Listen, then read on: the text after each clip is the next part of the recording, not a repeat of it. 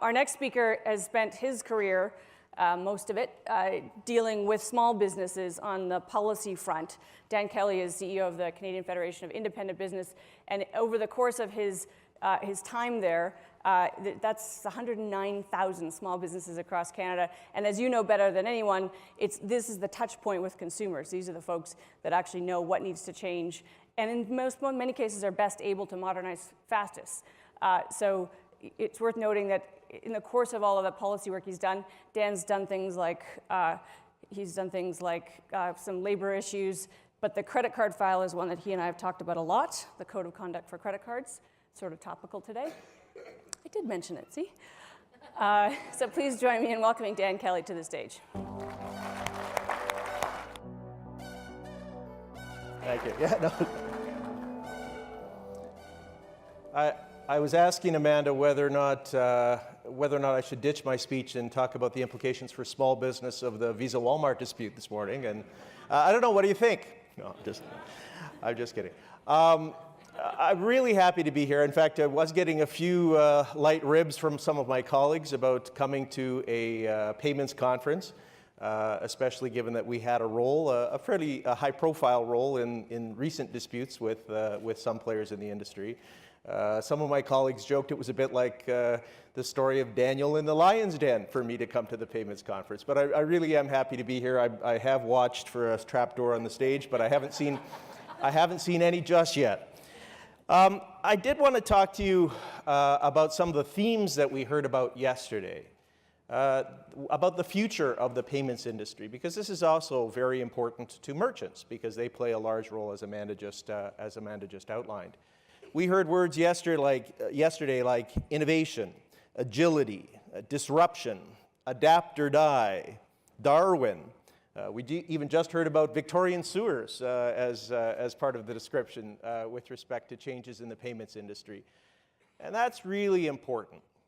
You should know that there is great interest in the merchant community about innovation, high degree of observation about what's happening and the implications of that for their business.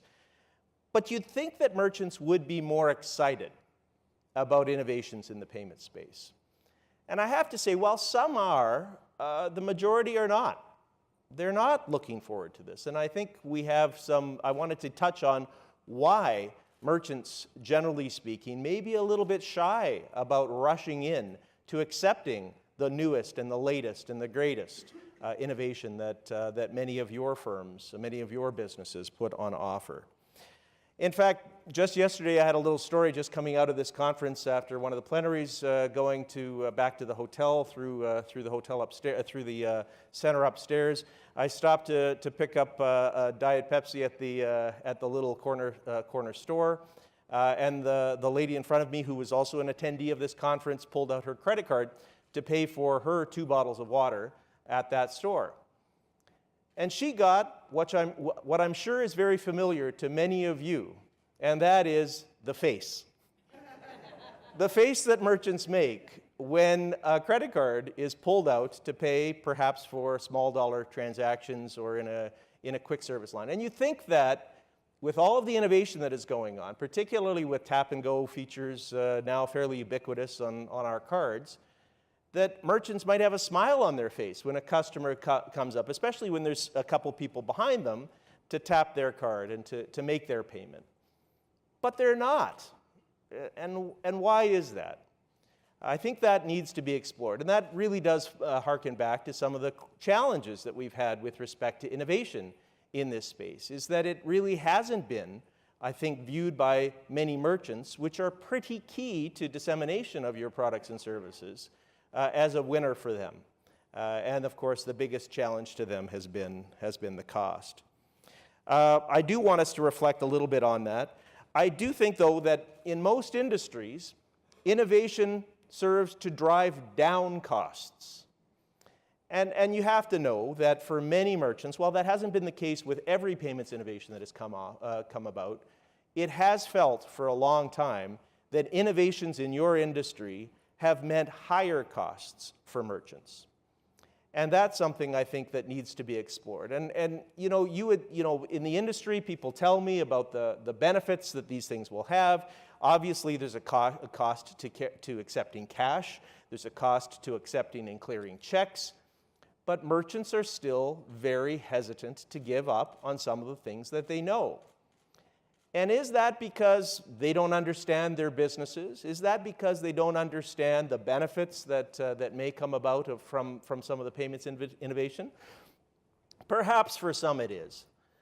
But I have to say, I'm not sure that the industry has done a great job in ensuring that merchants fully understand the benefits of some of the payments innovations that have come about in Canada. And I think we have a long, long way to go. When I think about, for example, our experience with payments cards, we fought for years on the premium credit card side. The industry said that these cards would lead to more lucrative customers, would lead to increased spend in the business, and tried to convince merchants of that. And I got to tell you, I don't think that merchants bought that. I don't think that they really felt that that was happening in their business, that a customer that had a premium card today that didn't have one yesterday, that suddenly that they were going to spend more in their businesses. I'm not sure that the merchant community really felt that, experienced that. What they did feel and experience was the increased cost of payment that came along with that. I have to say that there was also a lot of noise over the last little while with respect to some of the other innovations that have come about. I think about, for example, what has been discussed widely with respect to the phasing out of checks in Canada. Why are merchants hanging on with their, as much as they possibly can to checks? This is a big question that I think you need to think an awful lot about as we innovate further in the industry. Merchants still like checks. In fact, when we did recent surveys back in 2015, not only were checks the #1 way for merchants to receive cash, to receive money from their customers, most broadly, and I'm talking about small business in general, not just retailers and the hospitality industry.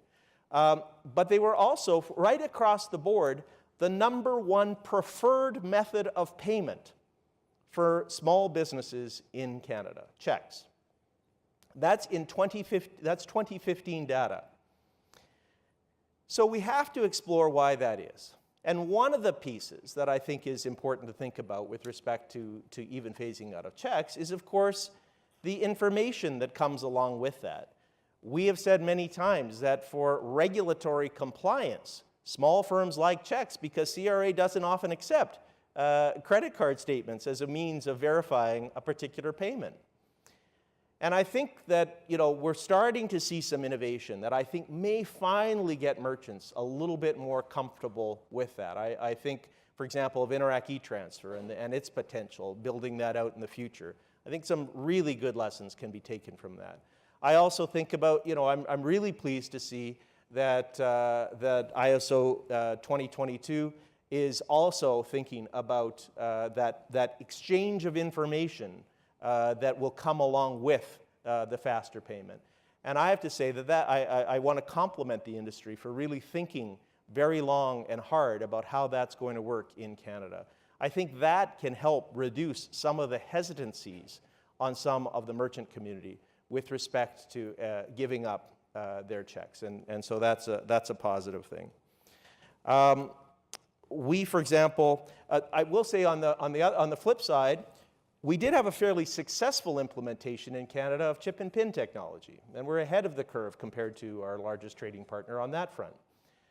And I want you to think about some of the things that your industry did in that transition as you go about making further transitions in the larger payment space, in the innovation space. Because the chip and PIN transition, I think, was a good one in Canada overall. Merchants didn't feel like it was just a fee grab. And that is, I think, what the real rub is here, is that merchants perceive innovation in payments as a giant fee grab. And that's the question that you need to help us answer. Certainly, I understand for the bottom lines of your business, for innovation, it needs to be paid for. It needs to be thought through. There needs to be new opportunities for revenue streams. We don't take any issue with that. No one in all the people in small business are there with a profit motivation as well. So they get that and they understand that. But some of this innovation has got to start to help merchants in reducing some of their costs and helping them compete a little bit better.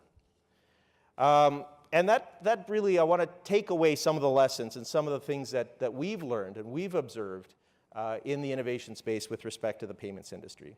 And that is, I guess the first thing is that the lack of information is very, very costly.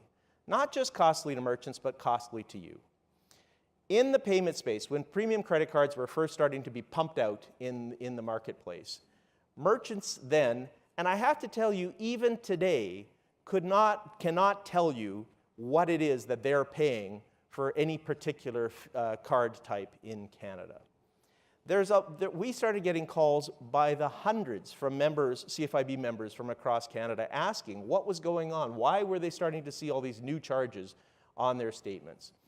And I have to say, through rounds of the Code of Conduct and voluntary codes, there has been some progress made on that front. But it's been years and years of fighting, I think, with the industry in order to get everybody to the table to be able to sort that out. And as we consider new forms of innovation for the industry, it's very important that that information is shared and shared broadly and shared openly in advance of some of the changes happening. Also, another of the major struggles is truly listening to your customers. I've said many times that I think that merchants have kind of been your forgotten partner in the payments industry. And for these things to be successful, you need merchants that are going to be able to pick up these new technologies, get excited about these new technologies. And you can't forget those partners, as I think has happened in the past. As I said before, costs, I think, are the number one issue, the number one concern to business with respect to payments. And things that you can do to help lower their costs obviously are pretty critical in this mix. Another big challenge has been the absence of self-scrutiny and self-regulation in the industry. For fintech players today, you are up against a formidable challenge with the merchant community in Canada. And that is that many, particularly of the smaller players that have been out there, particularly ISOs that have been out there, there are some good, of course, but they have cast a bad name on the industry broadly. And the lack of resolve of the industry in the past to quickly weed out those players, to put pressure on those players, to stop them from some of the very unethical business practices that have been engaged in, I think has set back the relationship between merchants and fintech for some time. So you're up against that. Having a sales rep going out and talking about your new technology to a small merchant, there's an automatic wall that is there as a result of some of the history that we have had over the last decade in Canada. And it's going to take some time for those walls to come down. Also ignoring government and regulators. That has been another piece that I think has happened, a real challenge in the past. And lots of progress has been made on that front in the last little while. We engaged government, obviously, in trying to find some solutions to that. But I think about the examples of MasterCard and Visa's attempts to get into the debit card industry in Canada. That happened right after merchants were going wild trying to figure out what was going on with their premium credit cards, when the industry was getting engaged in that and pumping those out in large number. And I truly believe that had merchants not been so freaked out by premium credit cards and the debate and discussion that was going on at the time then, that merchants wouldn't have been pushing governments to put in place some ground rules for the adoption of debit cards from Visa and MasterCard at that time. And I look at that as a real case study of what not to do. Because if you do want to engage in new forms of payment, truly revolutionary forms of payment in the industry, I think it's also pretty critical that you keep merchants and you keep government and regulators in mind through that process and get some of those things sorted out along the way. This doesn't have to be impossible or slow. So that is one of the case studies that I've certainly observed over the last little while. We have also, I think, observed that a lot of this boils down to trust. And the absence of trust has been a killer in terms of merchant adoption of new innovation in the payment space. I think that trust is starting to come back together, though, and this is as I close my moments of optimism. I have seen a lot of progress made in recent years. We had the big fights back in 2007, 2008, and beyond with respect to premium credit cards, the debit card changes that were being contemplated. And I have to say, I look at an organization like Interac with respect to the relationship that it has built with the merchant community very, very positively. For example, it's not exactly obvious that merchants would be accepting the fee hikes that Interac has been promoting with respect to adoption of Interac Flash. You would think that we would get pushback because the cost of accepting Interac transactions is going up. But it's not. I have heard the isolated example of a member of ours who's unhappy about their Interac fees going up a few pennies on a flat fee basis. But what Interac did is it spent years building trust with the merchant community, informed the merchant community of its plans, brought them along, helped them understand why these innovations were important to them, and helped them to see the bigger picture, that having another player in the payment space, another large player, Canadian player in the payment space, was a good thing for merchants, a good thing for the country. And I compliment them for the job that they did in that mix. And I would say that that is the example I would suggest that the industry adopt more broadly as it works to pump out new forms of innovation and new forms of technology. There are some small businesses that are going to be early adopters, that are excited about what's going on in the industry today. But there are many, many others that are hesitant. And I don't think that it's impossible to turn this around. And I have to say, I want to give all of the major players in the room that I've had a chance to deal with a big compliment, because the relationship has improved. And I think trust is starting to be built back in the credit card space, in the payment space more broadly.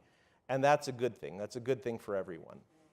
I don't think it's impossible for you to build those bridges with the merchant community and use them as an effective tool to help you in achieving broad consumer acceptance of new technologies and new innovations. So that's the challenge that I'm putting out today. I want to say also that my organization, CFIB, is available to any of you to help in that mix, to help you understand some of the implications and some of the first questions that might be on the minds of small and medium-sized businesses across Canada. Thank you very much. Thanks, Dan. Thanks so much, Dan. Well, that was a provocative review, I will say. One note I found fascinating, and this is where kind of the merchant consumer piece is so interesting.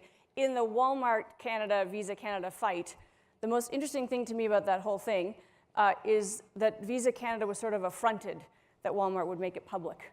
You know, why involve consumers in this? As though they're not involved already. As though we don't pay whatever the transaction fees are, and as though we shouldn't know what they are. Dan and I have talked many times about it. One of the benefits to me about knowing about the premium cost is I would never pull it out. I'd never pull out my premium card at a small merchant. I just wouldn't do it to them. That's just a choice I get to make as a consumer. But it's a choice that I deserve to make.